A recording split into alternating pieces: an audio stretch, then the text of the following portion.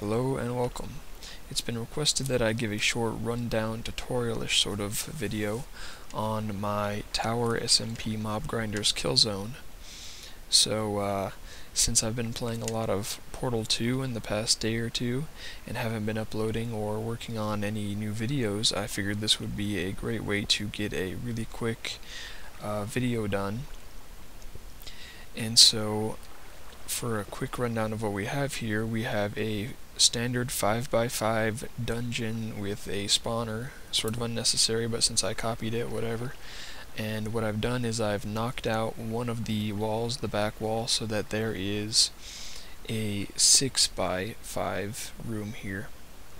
And the first thing to note is that if you do have a spawner in the room, you want to make sure that you dig down 2 levels below the spawner. That way, whenever mobs spawn behind the spawner and are pushed by the water, they will not get stuck behind the spawner.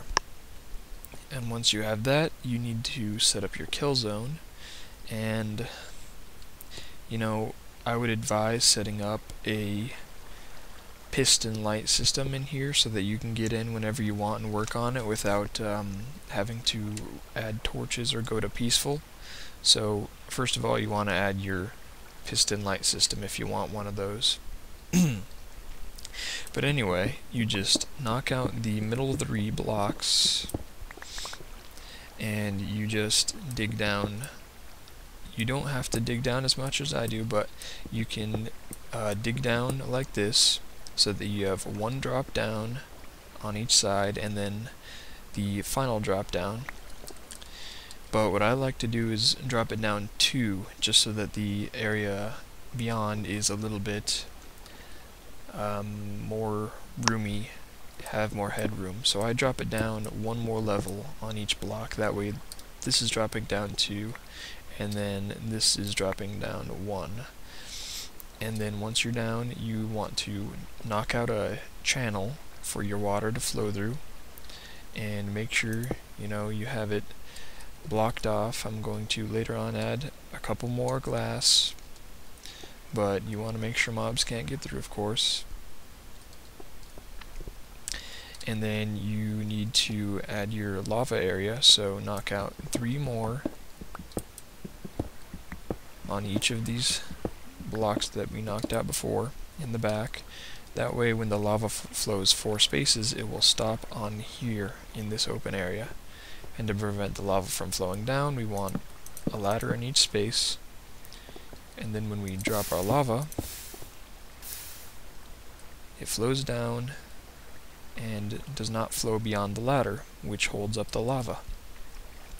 That way when mobs are pushed into it, they touch this lava and they end up dying, and their stuff will hopefully drop down below the lava. But not always, but usually. And then what I like to do, this is all you really need, but what I like to do just sort of for aesthetics to make it look more complete, is I knock out another 4 on each side and place a lava source at the back.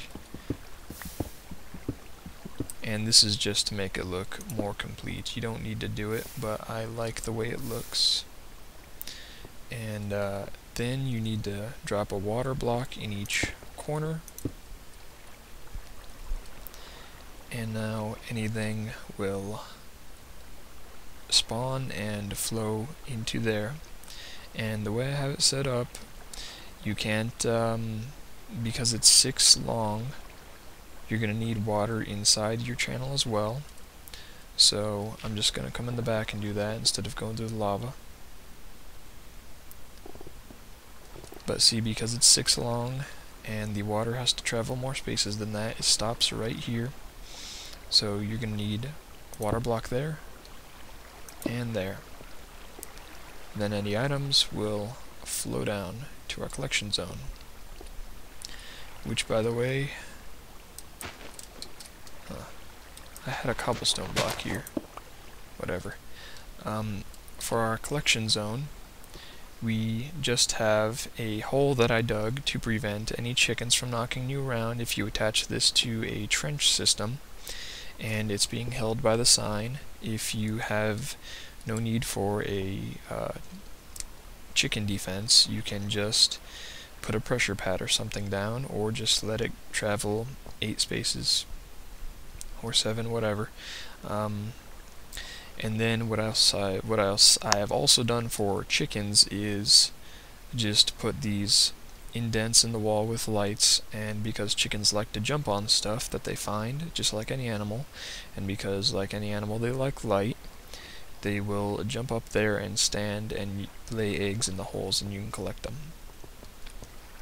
You can always attach a cactus sort of system where any chickens get killed on the cactus, but I don't find that to be really necessary, so I don't do it because I don't want, tons of feathers if I'm already going to be getting tons of feathers, and for, a lot of other reasons. I just sort of like walking around and getting the eggs without having to build a egg farm aside from this, since I really don't need that many eggs.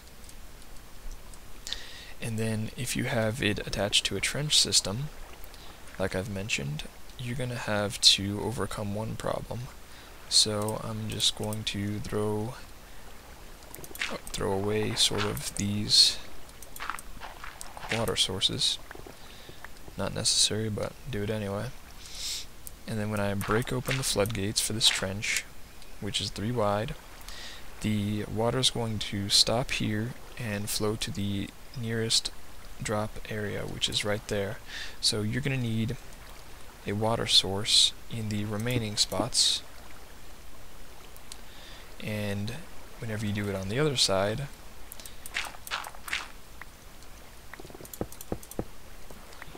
your water is going to create puddles in the middle. And of course you don't want that, because mobs aren't going to flow down through those puddles. So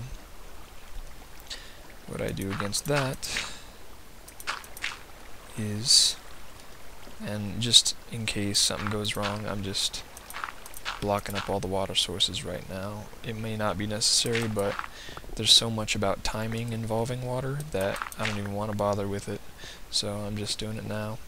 So what I do is I create a very important thing in these sort of kill zones, and that is an access, sort of a maintenance access door. And if you have a lockdown using pistons where mobs can't get through unless the pistons are open, and you also do the same thing with lights, make a light switch, then you can easily shut down this entire place, put it all into lockdown, and then just enter, do some maintenance, and get back. So right dead center in the back, you want to put a door for maintenance access, and right in front of that door you put a water source. And that is going to solve 2 problems at once. You got your maintenance door, and it fixes the puddles. So then we break them with the floodgates, and you can do that with pistons if you really want.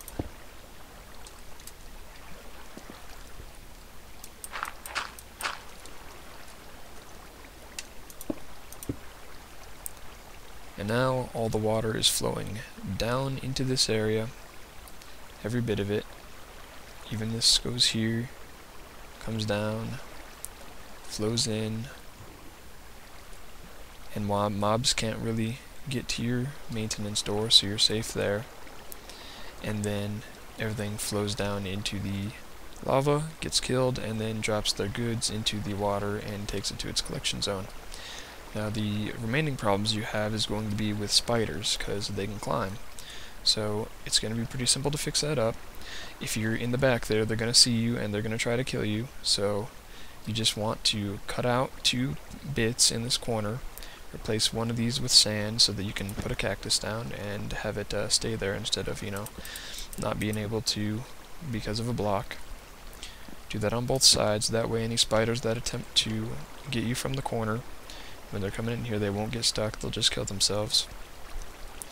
And finally, you want to come to the top of your trench, if you have a trench grinder, and place them in the same manner at the very top. I use a glass ceiling for my trenches so that zombies and any undead, will die along the way, instead of having to worry about, them maybe having a slight chance of their drops getting burnt in the lava. And then you just do that for each trench, and you just want to make the whole wall have these at the very top. That way there's no chance of a spider not getting killed by this. If they climb the wall from seeing you through the wall, they will die. And that's really all you need. I mean, you can plug these trenches into other spawners.